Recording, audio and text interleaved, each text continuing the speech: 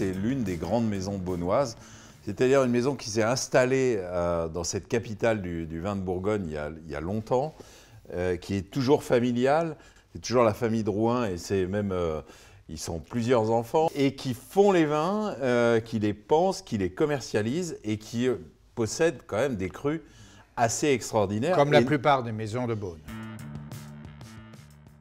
Il n'est pas si connu alors que c'est un vignoble extraordinaire, il suffit de le voir. C'est un des plus exposés. Il appartient aux maisons, puis également à l'hôpital de Beaune, une grande partie, des hospices de Beaune. Et naturellement, les maisons avaient tellement de Beaunes différents qu'elles mettaient en valeur un ou deux d'entre ces Beaunes, comme par exemple la vigne de l'Enfant Jésus ou le Clos des Mouches, en tout cas pour Drouhin, et pas les autres.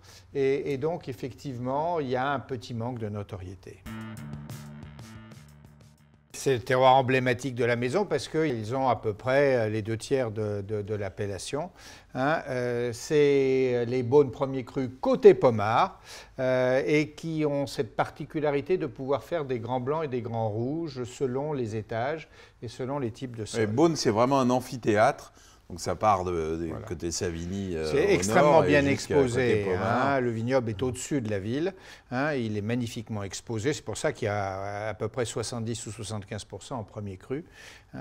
Et malheureusement, ils ne sont pas toujours reconnus à leur vraie valeur, sauf le Clos des Mouches, parce que c'est emblématique, parce qu'il y a aussi la superficie pour pouvoir en faire un nombre de bouteilles suffisant.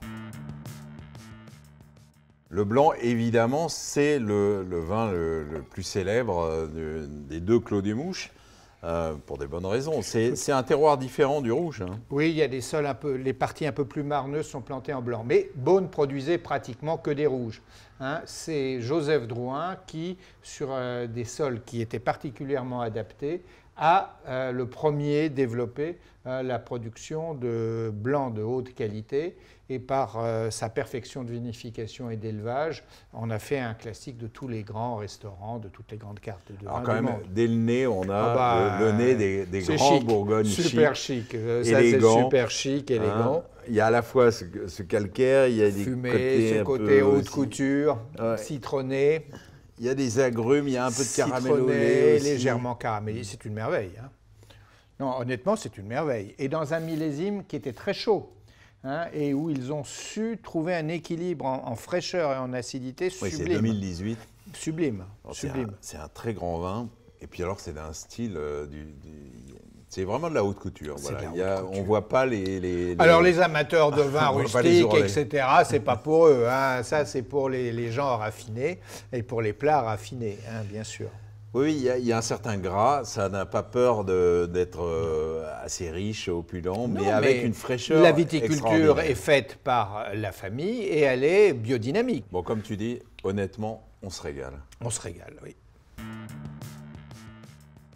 2017, qui est un millésime très différent de 18. C'est une couleur qui n'est pas très foncée, c'est du pinot, puisque c'est très limpide, très subtil. Alors on est côté Pommard, sur des sols très proches des Epnots comme terroir à Pommard, sauf que c'est un peu plus léger, un peu plus tendre. Alors il y a ces arômes de griotte là qui sont délicieux. Et puis on ne cherche pas la puissance. Là, mais par contre on a une longueur, Bien sûr.